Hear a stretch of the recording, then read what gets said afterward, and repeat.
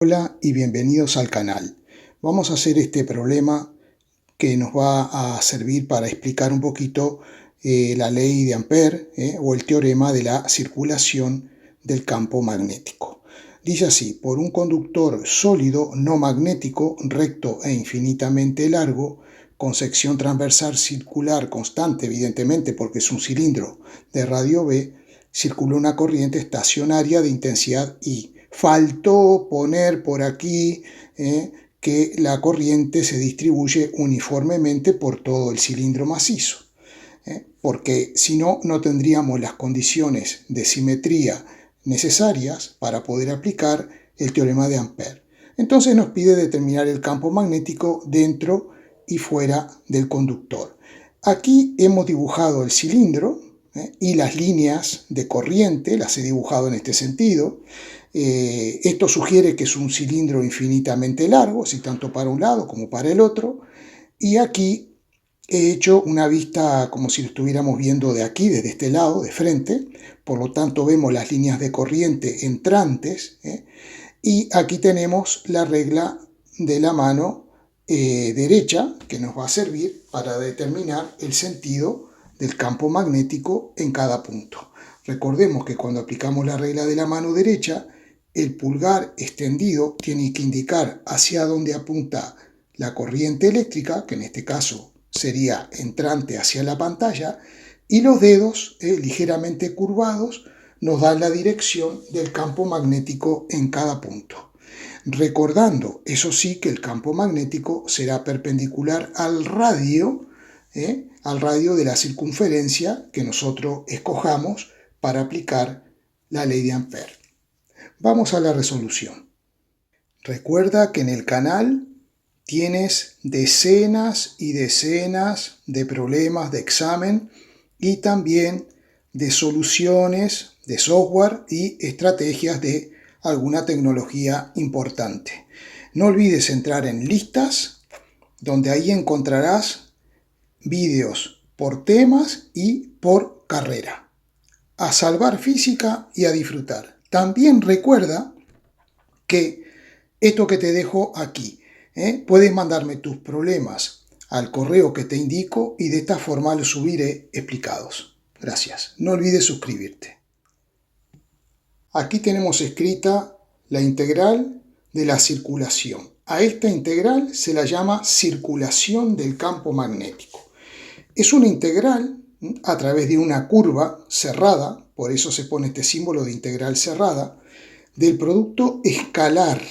Aquí hay un punto, que más que un punto es un manchón fuerte para indicar que esto no es un producto cualquiera, sino que es el producto escalar de estos dos vectores. El vector campo por el vector diferencial de L, que simplemente es un elemento de la trayectoria que nosotros vamos a elegir para aplicar la integral de Ampère.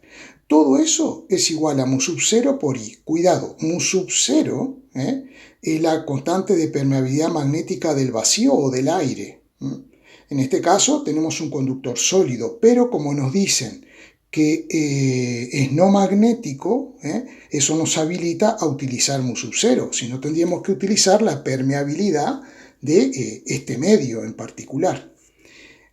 Cuidado con la intensidad. Esto se parece bastante a la ley de Gauss. La intensidad no es toda la intensidad que circula a través del cilindro, de la sección del cilindro, sino que es la intensidad que circula a través de una superficie cualquiera limitada por la curva que nosotros vamos a elegir. Vamos a explicar bien eso. Primeramente, vamos a calcular el campo magnético para un valor de R comprendido entre 0 y B, que es el radio de ese cilindro. Entonces, respecto a esta integral, como es un producto escalar, nosotros podemos escribirla de otra manera. Podemos poner integral a través de la curva de el producto escalar, que lo calculamos como módulo del campo por módulo de diferencial de L por el coseno del ángulo que forman esos dos vectores. Entonces, lo que tenemos que hacer es elegir una trayectoria para aplicar esta integral y así ver qué es diferencial de L y cómo se nos presenta el campo en esa trayectoria. Evidentemente, como tenemos un cilindro de sección circular, la trayectoria que vamos a elegir es una circunferencia concéntrica con el cilindro. Vamos a dibujarla.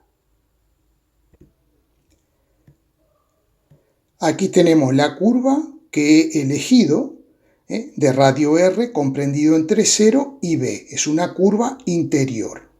Vamos a ver, si elegimos un pequeño elemento de trayectoria, un pequeño vectorcito diferencial de L, bueno, lo voy a dibujar así de otra forma porque si no, vamos a hacerlo así. Si yo elijo un pequeño elemento de esa trayectoria, un trocito rectilíneo, ese es el diferencial de L. Es un pequeño elemento de esa trayectoria, por lo tanto será un vectorcito que es un segmento rectilíneo aquí. Bien, es tan pequeño que el campo tiene un único valor, una única dirección y un único sentido en ese punto, digamos, diferencial L. Y de acuerdo a la regla de la mano derecha, si voy a dibujar el campo magnético en ese punto, será de esta forma. Y eso ocurrirá para cualquier punto o cualquier diferencial de L que yo elija. El diferencial de L y el campo formarán un ángulo de 0 grado. Sabemos que el coseno de 0 grado es 1. Por otra parte, como el radio es constante, el campo tendrá el mismo módulo en cualquier punto. Entonces, cuando vayamos a resolver la integral, vamos a tener en cuenta que el campo lo puedo poner fuera de la integral. Me queda integral del campo multiplicada por diferencial de L. Esto dijimos que vale 1 el coseno del ángulo porque el ángulo vale 0 grado. Y todo eso será igual a mu sub 0 multiplicado por la corriente encerrada por la superficie de la curva verde. Bien. Integral de diferencial de L. Esto es una sumatoria. Es la sumatoria de todos los pequeños vectorcitos diferencial de L. Por lo tanto, esto será igual al perímetro de la circunferencia de la curva que me he tomado. Y por tanto, como esto es el perímetro, podré escribir campo por el perímetro de esa circunferencia, que es 2pi por r chico, y eso es igual a mu sub 0 por i. Ahora bien, yo tengo que la corriente total a través de la superficie del cilindro es I, pero necesito saber la corriente que pasa a través de la superficie delimitada por la curva verde, es decir, a través de este círculo. Entonces, ¿cómo voy a hacer? Si la letra me dice que la corriente se distribuye uniformemente, es decir, que la densidad de corriente es constante, cosa que la letra no aclara, pero sí debería aclarar, entonces yo puedo establecer una proporción. O sea, una proporción es la igualdad de dos razones. Y puedo decir, la corriente total a través de toda la superficie del cilindro, dividido esa superficie, tiene que darme lo mismo que la corriente que pasa a través de la superficie delimitada por la curva verde, dividida la superficie esta delimitada por la curva verde. Porque justamente eso significa que la distribución de la corriente es uniforme. Entonces vamos a plantear eso. Me quedaría la I total, esa que nos dan en la letra, la I total, dividido la superficie del cilindro, de la sección del cilindro, que sería pi por b al cuadrado. Eso tendrá que ser igual a la intensidad a través de la curva, de la superficie de la curva, que es la que yo necesito aquí, dividido pi por r al cuadrado. Por lo tanto, voy a despejar la intensidad que pasa a través de la superficie delimitada por la curva, despejándola de aquí, y la voy a sustituir aquí. Simplificamos pi con pi, despejamos y nos queda i por r cuadrado sobre b cuadrado. Y al sustituirlo aquí me queda esta expresión. Ahora podemos simplificar esta R con el cuadrado y finalmente podremos despejar el módulo del campo en cualquier punto interior al cilindro. Quedándome finalmente esta expresión. Esta expresión indica el módulo del campo en cualquier punto que yo elija, el módulo del campo, y vemos que depende de R. En el interior el campo es directamente proporcional a R, porque mu sub 0 y 2pi cuadrado es un valor constante, es decir, que el campo va creciendo a medida que yo voy alejándome hacia afuera. Ahora bien, si quiero expresar esto vectorialmente, porque el campo magnético es un vector, tendré que ponerle la flechita arriba y multiplicarlo por un vector unitario, porque esta expresión simplemente es una cantidad escalar. Para transformar todo esto en un vector, lo multiplico por un vector unitario. Y evidentemente, como según el punto que elija va a ir cambiando la dirección y sentido del campo, entonces dependerá de algún ángulo que yo elija. Por lo tanto, ese vector unitario dependerá de un ángulo φ y lo dejamos así expresado. Ahora simplemente tendremos que calcular el campo fuera del cilindro, para lo cual elegiremos una trayectoria verde externa concéntrica con el cilindro.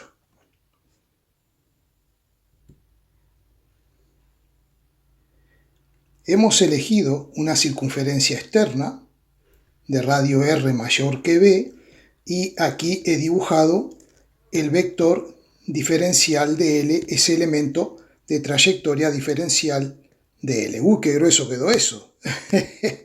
Vale, entonces ahora voy a dibujar el campo que tendrá esta característica. ¡Qué lindo campito que salió! Vale, perfecto. Entonces se cumple la misma condición. El campo será perpendicular al radio correspondiente, tangente a la trayectoria, formando con el elemento de L de trayectoria un ángulo de 0, por lo cual el coseno será 1. Entonces, cuando planteamos la integral, ya sabemos que el campo es constante, va a quedar fuera,